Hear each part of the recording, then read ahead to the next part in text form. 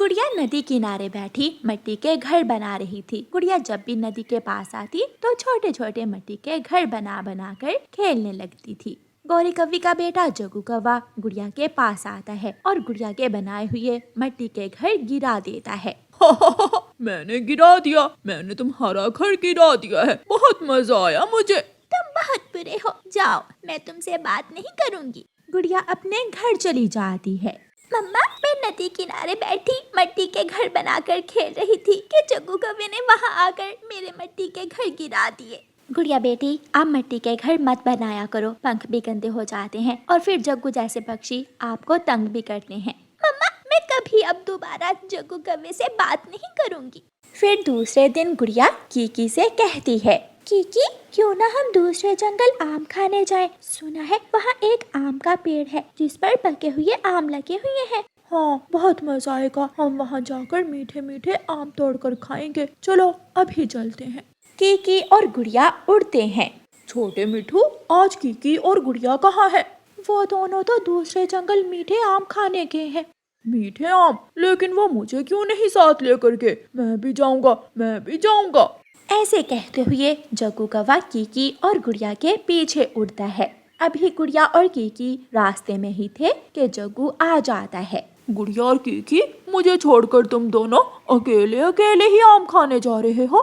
मैं तुमसे बात नहीं करती, तुमने कल मेरे मिट्टी के घर तोड़ दिए थे। जाऊंगा, मैं भी जाऊंगा, लेकिन हम तुम्हें अपने साथ लेकर नहीं जाएंगे। मैं भी देखता हूँ तुम दोनों अकेले आम खाने कैसे जाते हो। गुड़िया और कीकी उड़ते हैं तो जग्गू भी उनके पीछे पीछे ही उड़ता है। आऊंगा आऊंगा, रोक सकते हो तो रोक लो। लेकिन कीकी और गुड़िया अपने ध्यान उड़ते रहते हैं। वो दूसरे जंगल पहुंच जाते हैं। वहाँ एक आम का बड़ा सा पेड़ था। गुड़िया और कीकी आम के पेड़ से आम तोड़ते हैं और ठंडी जगह बैठकर आम खाने लगते हैं। जग्गू कौवा भी पीछे पहुंच जाता है। जग्गू कौवा भी अपना आम तोड़कर खाने लगता है। जग्गू कौवा गुड़िया और कीकी से थोड़ी दूर बैठ जाता है। मैं आ गया, रोक सकते हो तो रोक लो। लेकिन गुड़िया और कीकी चुप रहते हैं। वो सब आम खा रहे थे कि आसमान पर बादल छा जाते हैं और तेज बारिश शुरू हो जाती है। कीकी भाई, अब हम क्या करें? वो सामने किसी का घर है, हम वहाँ जाकर थोड़ी देर आश्रय ले लेते हैं। गुड़िया और कीकी उस घर के दरवाजे पर जाकर दस्तक देते हैं, लेकिन कई बार दस्तक देने के बाद भी कोई दरवाजा नहीं खोलता। जग्गू कौवा बड़े पत्तों वाले पेड़ के नीचे जाकर बैठ जाता है। जब बारिश में भीगने लगते हैं तो कीकी और गुड़िया भी जग्गू के पास जाकर बैठ जाते हैं। उठो उठो उठो यहाँ से, ये पेड़ मेरा है, पहले मैं यहाँ आकर बैठा था। जग्गू, हमें यहाँ बैठ लेने दो, हम भीग रहे हैं। लेकिन जग्गू थके दे देकर गुड़िया और कीकी को वहाँ से उठा देता है। कीकी भाई, मैं मिट्टी का घर मिनटों में बना सकती हूँ, ऐसा घर जो हमें बारिश से बचाए। इस काम में आप मेरी मदद करें। फिर गुड़िया और कीकी खुली जगह पर जाकर मिट्टी नरम करते हैं और गुड़िया थोड़ी ही देर में अपने लिए एक सुरक्षित मिट्टी का घर बना लेती है। यहाँ तो बारिश की आवाज़ ही सुन रही है, लेकिन बारिश नहीं है। अगर सारी रात भी बारिश होगी तो हम यहाँ सुरक्षित रह सकते हैं। गुड़िया और कीकी अपने मिट्टी के घर में बैठकर मजे मजे से मीठे आम खाने लगते हैं। बादल और भी गहरे हो जाते हैं और जंगल में रोशनी कम पड़ने लगती है। हवा तेज हो जाती है और तेज हवा से पत्तों से पानी गिरने लगता है। जग्गू कौवा भीगने लगता है। हवा से पत्तों से पानी गिरने लगा है, अब मैं क्या करूं? मैं कोई दूसरा पेड़ ढूंढता हूँ। जग्गू कौवा वहाँ से उड़ता है और थोड़ी दूर एक केले के पेड़ के नीचे जाकर बैठ जाता है। वहाँ एक बड़ी बड़ी आंखों वाला कौवा बैठा हुआ था। कौन हो तुम? अंकल, मैं दूसरे जंगल से आया हूँ, मुझे यहाँ बैठ लेने दे। चल चल भाग यहाँ से, ये पेड़ मेरा है। जग्गू कौवा वहाँ से चला जाता है। जग्गू कौवे का कोई भी उस जंगल में जानने वाला नहीं था। जग्गू कौवा एक घर के दरवाजे पर जाकर दस्तक देता है। उस घर में एक बुलबुल रहती थी। बुलबुल दरवाजा खोलती है। कौवे, शरारती कौवे, तुम क्यों आए हो? बुलबुल चाची, मुझे बारिश से बचा ले, मुझे अपने घर में आश्रय दे दे। कौवे, मुझे आज भी अच्छी तरह याद है जब कौवों ने मेरे अंडे पी लिए थे और मेरा तीनों का घोंसला उजाड़ दिया था। जाओ, चले जाओ यहाँ से। ऐसे कहते हुए बुलबुल अपने घर का दरवाजा बंद कर लेती है। जग्गू जा रहा था कि उसे एक मिट्टी का घर नजर आता है। जग्गू वहाँ जाता है। कौन है इस छोटे से घर में? कौन है? एक खिड़की के सुराग से गुड़िया बोलती है, देखो इस घर में मैं हूँ और मेरा दोस्त कीकी है। बताओ क्या काम है तुम्हें? खाने कौवे? गुड़िया, मैं मर जाऊंगा, मुझे बचा लो, मुझे अपने छोटे से मिट्टी के घर में आश्रय दे दो। फिर गुड़िया जग्गू को अपने मिट्टी के घर में आने देती है। गुड़िया, माफ करना, आज मुझे एहसास हुआ कि अगर हमने किसी के साथ अच्छाई की हो तो मुश्किल वक्त में हमें उससे मदद लेने में शर्म नहीं आती, लेकिन मैं शर्मिंदा हूँ। जग्गू, सबको दोस्त बनाकर रखो और मिलजुल कर रहो, क्योंकि हम सब पक्षी एक जैसे ही हैं। प्यारे दोस्तों, इस कहानी को लाइक, अपने दोस्तों के साथ शेयर और चैनल को सब्सक्राइब करना बिल्कुल मत भूलना। आपका धन्यवाद। रानो चिड़िया बहुत मेहनत से अपने बच्चों के लिए दाना लेकर अपने घर आई थी। बच्चों, आज आप दोनों को केवल एक एक ही दाना मिलेगा। अम्मा, मुझे भूख ज्यादा लगी हुई है, मुझे 2 दाने खाने हैं। मैं भी 2 दाने खाऊंगा। बच्चों, इन दिनों जंगल में सूखा चल रहा है और ऐसे मौसम में दाना ढूंढना बहुत मुश्किल है, इसलिए आज आप एक एक दाना ही खा ले। मैं कल अपने बच्चों को मीठा फल ला कर दूंगी। मम्मा चिड़िया अपने बच्चों को दाना देने ही वाली थी कि उसके दरवाजे पर दस्तक होती है। मम्मा चिड़िया दरवाजा खोलती है। बाहर एक साधु पक्षी खड़ा था। बेटी, मैं यात्री हूँ, मुझे भूख लगी है, अगर घर में कुछ खाने को है तो मुझे दे दो। मम्मा चिड़िया सोच में पड़ जाती है। साधु बाबा पक्षी, मेरे पास केवल एक ही दाना है, लेकिन मैं वो दाना आपको दूंगी क्योंकि आप यात्री हैं और भूखे भी। चिड़िया घर में जाती है और अपने घर से एक दाना ले आती है। ले, ये दाना आप खा लें। वो साधु पक्षी वो दाना खा लेता है। बेटी, मैं जानता हूँ आप ये दाना अपने बच्चों के लिए लाई थी, ये आपकी परीक्षा थी और आप मेरी परीक्षा में पूरी उतरी हो। पुराने कुएं के पास एक पेड़ है, आप सूरज ढलने के बाद उस पेड़ के पास जाना और उस पेड़ से जो मांगोगी वो पेड़ आपको वही देगा। ऐसे कहते हुए वो साधु पक्षी अचानक गायब हो जाता है। अरे, ये साधु बाबा पक्षी कहाँ चले गए? मम्मा चिड़िया अपने घर चली जाती है। मम्मा, आपने एक दाना साधु बाबा पक्षी को दे दिया, लेकिन कोई बात नहीं, मैं दाना नहीं खाऊंगी। आप ये दूसरा दाना भाई को दे दें। नहीं मम्मा, मैं नहीं खाऊंगा ये दाना, आप ये दाना मेरी बहन को दे दें। शाबाश मेरे बच्चों, हमेशा ऐसे ही एक दूसरे का ख्याल रखना। वो साधु पक्षी मेरी परीक्षा लेने आया था और हम उसकी परीक्षा पर पूरे उतरे हैं, इसलिए साधु पक्षी मुझे एक जादुई पेड़ के बारे में बता कर गया है। गुड़िया बेटी, जब सूरज ढलेगा तो हम पुराने कुएं के पास उस जादुई पेड़ से जाकर भोजन ले लेंगे। ऐसे ही शाम हो जाती है और सूरज ढलने लगता है। मम्मा चिड़िया अपने दोनों बच्चों को लेकर पुराने कुएं के पास बड़े पेड़ के पास जाती है। शायद यही वो पेड़ है जिसके बारे में मुझे साधु बाबा ने बताया था। मम्मा, क्या ये पेड़ हमें भोजन देगा? मुझे पूरा विश्वास है ये पेड़ जरूर हमारी मदद करेगा। माँ बेटी की बातें सुनकर वो पेड़ रानो चिड़िया से कहता है, रानो चिड़िया, मैं हमेशा उसी पक्षी की मदद करता हूँ जो दयालु हो और जिसने कभी लालच ना किया हो। मांगो, क्या मांगती हो? जादुई पेड़, मुझे खाना दे दे, मेरे बच्चे भूखे हैं। फिर उस पेड़ में से एक तेज रोशनी निकलती है और वो पेड़ रानो चिड़िया को ढेर सारे मीठे फल दे देता है।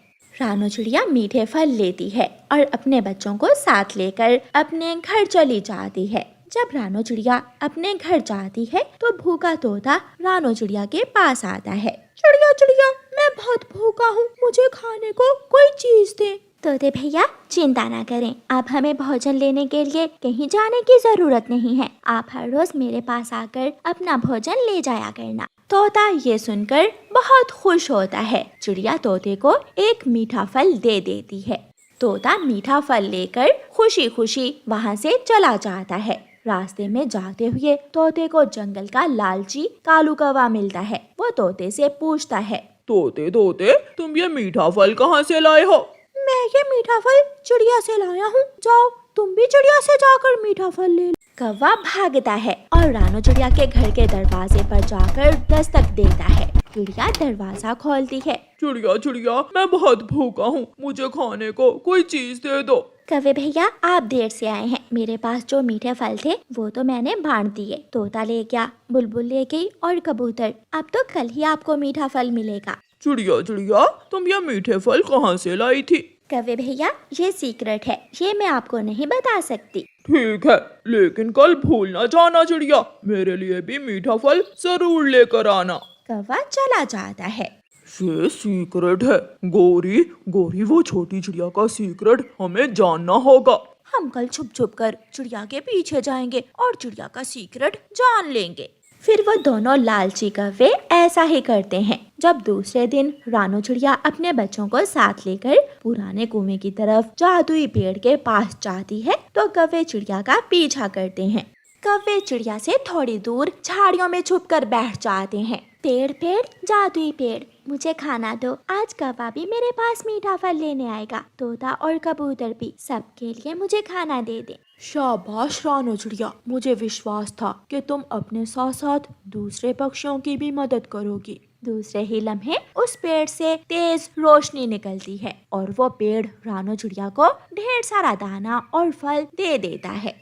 ये तो बहुत आसान है कालू जी, अब हम इस चिड़िया से नहीं बल्कि इस जादुई पेड़ से ही अपना भोजन लेंगे। रानू चिड़िया भोजन लेकर वहाँ से चली जाती है। चली गई गोरी, चिड़िया चली गई है। चलो अब हम भी जादुई पेड़ से जाकर भोजन ले लेते हैं। कौवी और कौवा उस जादुई पेड़ के पास जाते हैं। पेड़ पेड़ जादुई पेड़, हमें भी भोजन दो, हम भी भूखे हैं। पेड़ से आवाज आती है। कौवी और कौवे, शायद तुम जानते नहीं हो कि मैं भोजन केवल ऐसे पक्षियों को ही देता हूँ जो लालची न हो और दयालु हो। चाचा जादुई पेड़ जी, हम लालची नहीं हैं, हम भी दयालु पक्षी हैं। मैं सब जानता हूँ, तुम एक नंबर के फ्रॉडिये, धोखेबाज और लालची पक्षी हो। भाग जाओ यहाँ से, वरना मैं मार मार कर तुम्हें बंदर बना दूंगा। ये सुनकर कौवी और कौवा मुंह लटकाकर वहाँ से चले जाते हैं और जाकर रानू चिड़िया से फल लेकर खाते हैं। कालू जी, पेड़ जी की बात तो सच्ची थी, हमने कभी भी कोई अच्छाई का काम नहीं किया। अगर हम भी चिड़िया की तरह दयालु होते तो वो जादुई पेड़ हमें भी खाना दे देता। और फिर रानू चिड़िया हमेशा दूसरे पक्षियों की मदद करती रहती। माँ चिड़िया अपनी बेटी के लिए स्कूल का नया बैग लेने जा रही थी कि रास्ते में तेज बारिश शुरू हो जाती है। पास में कोई घर भी नहीं था, इसलिए माँ चिड़िया एक पेड़ के नीचे बैठ जाती है। इस बारिश ने भी अब ही आना था। माँ कहा करती थी कि ऐसी बारिशें कई दिन तक चलती हैं। अब मैं कैसे घर जाऊंगी। माँ चिड़िया काफी देर तक पेड़ के नीचे बैठी रहती है, लेकिन बारिश थी कि रुकने का नाम ही नहीं ले रही थी। थक हार कर माँ चिड़िया फैसला करती है कि वो बारिश में ही घर वापस जाएगी। वो उड़ती है और बहुत मुश्किल से उड़ती हुई अपने घर पहुंच जाती है। उसे ठंड लग जाती है और वो घर में आते ही घोंसले में लेट जाती है। मम्मा, क्या हुआ है आपको? शायद मेरे पंख थक गए हैं। बेटी, मुझे ठंड लग गई है, मैं अभी आपके ऊपर कंबल दे देती हूँ। गुड़िया अपनी मम्मा के ऊपर गरम कंबल दे देती है। बारिश बहुत तेज थी।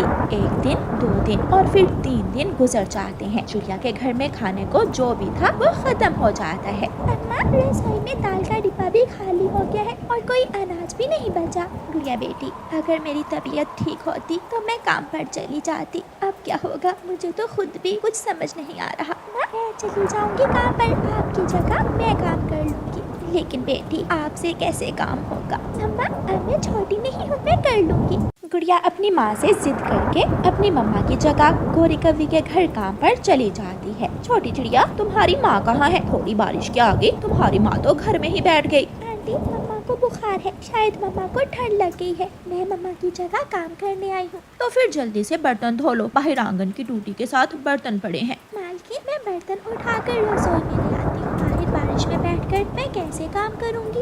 ये घर मेरा है और तुम काम वाली हो। अगर काम करना है तो जैसे मैं कहूँगी वैसे ही करना होगा काम। गुड़िया डरती हुई बाहर आंगन में बैठकर तेज बारिश में बर्तन धोने लगती है और फिर बाद में गोरी कौवी के लिए चाय बनाती है।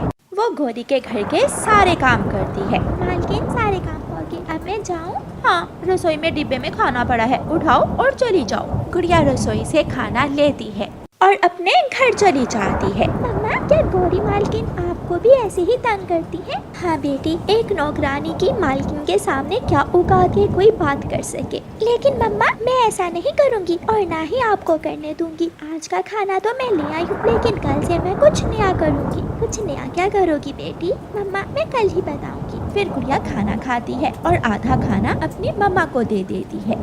दूसरे दिन गुड़िया अपनी सहेली मीना के पास जाती है। मीना सहेली, माँ बीमार है और घर में इतने भी पैसे नहीं है कि मैं माँ की दवा ले सकूं। गुड़िया, मैं समझ सकती हूँ, आपके पापा नहीं है ना, और बिना बाप के जीवन कितना मुश्किल होता है। मैं कोई काम करना चाहती हूँ, समझ नहीं आ रही कि मैं क्या काम करूँ। मेरी नानों से पूछ लेते हैं। मीना के घर मीना की नानो आई हुई थी। मीना अपनी नानो से पूछती है, नानो नानो, ऐसा कौन सा काम है जो गुड़िया करे तो तुरंत चल जाएगा? बेटी, बारिश के दिनों में पक्षी पकोड़े बहुत शौक से खाते हैं। तुम अपनी सहेली से कहो कि जंगल में पकोड़े बेचना शुरू कर दे, फिर देखना दिनों में ही इसके दिन बदल जाएंगे। नानो की बात तो ठीक है, ये काम मुश्किल भी नहीं है, मैं कर लूंगी और इस काम में मैं आपकी मदद करूंगी। फिर मीना और गुड़िया घर से निकलती हैं। गुड़िया अपने घर से कड़ाही ले आती है और दोनों सहेलियां पीपल के बड़े पेड़ के नीचे पकोड़ों का ठेला लगा लेती हैं। पकोड़े पकोड़े, गरम गरम पकोड़े, ठंडे ठंडे मौसम में गरम गरम पकोड़े। गरम गरम पकोड़ों का सुनकर थोड़ी ही देर में गुड़िया के पास पक्षियों की भीड़ लग जाती है और गुड़िया के सारे ही पकोड़े बिक जाते हैं। मीना सहेली, नानो ने ठीक ही कहा था, ये काम तो बहुत जल्दी चल पड़ा। मैं आज अपनी मम्मा की दवा लेने जा रही हूँ। मेरे पास इतने पैसे हैं कि मैं अपनी मम्मा की दवा ले सकूँ। ठीक है, कल सुबह सवेरे ही आ जाना और हम कल और भी ज्यादा काम करेंगे। फिर गुड़िया बुलबुल आंटी के पास जाती है। बुलबुल आंटी, मेरी मम्मा को बुखार है, मेरी मम्मा की दवा दे दे। गुड़िया बेटी, ये फूलों का रस अपनी मम्मा को दिन में 2 बार देना, इससे आपकी मम्मा ठीक हो जाएंगी। गुड़िया दवा लेकर अपने घर चली जाती है। गुड़िया बेटी, ये दवा के पैसे आपने किससे लिए हैं? मम्मा, मैंने और मेरी सहेली ने आज पकोड़ों का ठेला लगाया था। हमारे पकोड़े सबको बहुत पसंद आए। मैंने कहा था ना कि मैं कुछ नया करूँगी। और हाँ, अब हम अपना काम करेंगे, कोई जरूरत नहीं है गोरी आंटी के घर जाकर काम करने की। अपनी बेटी की बात सुनकर मम्मा चिड़िया बहुत खुश होती है। गुड़िया अपनी मम्मा को दवा देती है। दोनों माँ बेटी रात को सो जाती हैं। सुबह सवेरे ही मीना गुड़िया के पास आ जाती है। हाँ जी, अब कैसी तबीयत है आपकी? मैं ठीक हूँ बेटी, अब चलें, आज मैं भी आपकी काम में मदद करूँगी। फिर मम्मा चिड़िया अपनी बेटी गुड़िया की काम में मदद करती है और आज वो कल से भी ज्यादा पकौड़े बनाती हैं। वाह वाह चिड़िया, तुम्हारे पकोड़े तो बहुत स्वादिष्ट हैं। मैंने पहली बार ऐसे मजे के पकोड़े खाए हैं। हाँ तोते भैया, क्योंकि इन पकोड़ों में शामिल है मेरी बेटी और इसकी सहेली की मेहनत। जब गुड़िया काम पर नहीं जाती तो गोरी अपना छाता लेकर चिड़िया के घर जाती है और दरवाजे पर दस्तक देती है, लेकिन घर में कोई भी नहीं था, इसलिए गोरी कव्वी वहाँ से उड़ती है।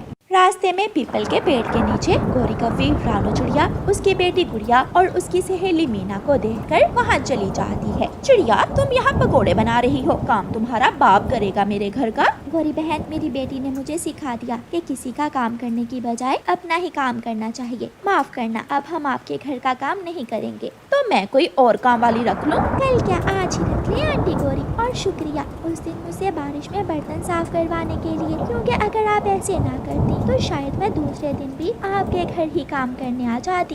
गोरी कव्वी गुस्से में वहाँ से चली जाती है और ऐसे गुड़िया और उसकी सहेली मिलकर मेहनत से और अपनी अकल से मुश्किल हालात का मुकाबला करती हैं और एक छोटे से काम से उन्हें बड़ी सफलता मिलती है।